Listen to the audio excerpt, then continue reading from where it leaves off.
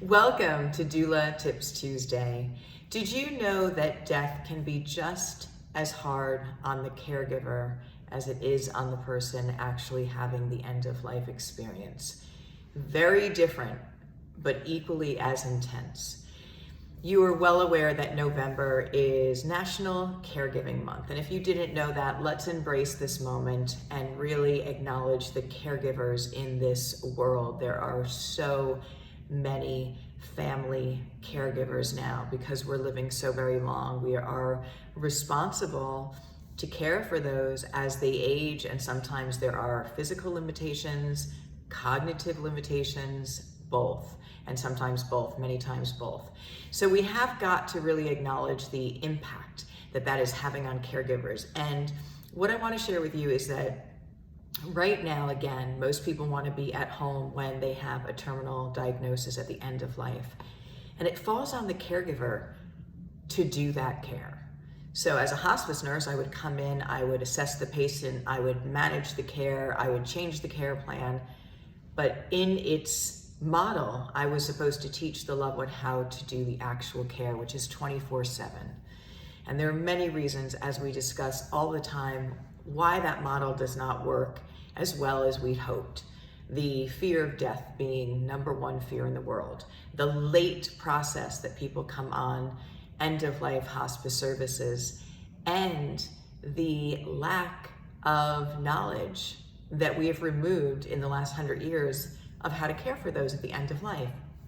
So to expect a family caregiver to all of a sudden assume that role and position and be able to do it well is really ridiculous. So we have got to say, what can we do to fix that? So of course, we know again that Doulagivers is and always has been at the forefront of creating programs and educating family caregivers to give back that skill that has been lost now over the last 100 years. Used to be handed down from a grandmother to a grandchild, the skill of how to care for those at the end of life.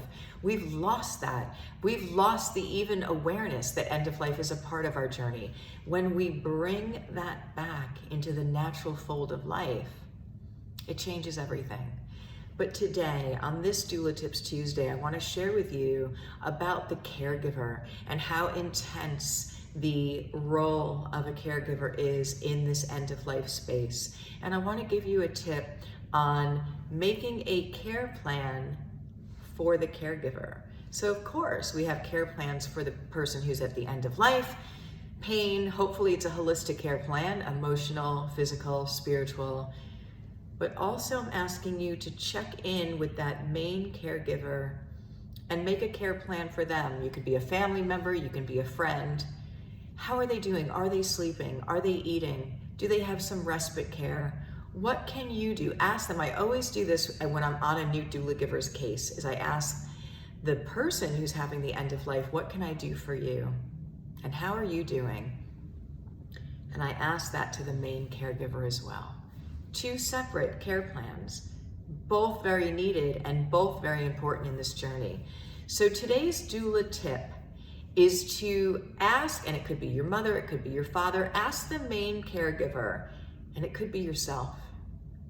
Ask the main caregiver in this end of life space how they are doing, what you can do for them, and make a specific care plan for them.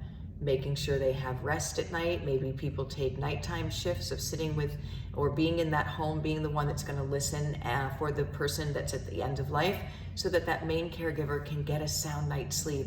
And you know as well as I do what a great night's sleep does for us.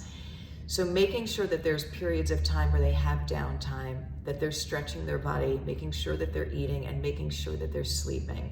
So having a separate care plan for the main caregiver within this end-of-life dynamic would be amazing and will be amazing. And we've got to bring back the awareness that not only that end-of-life patient, person journeying at that space, at that time, but that main caregiver has an equally intense part in this journey, but we're really not doing anything to support them. So let's step into this space. National, again, it's National Caregiving Month.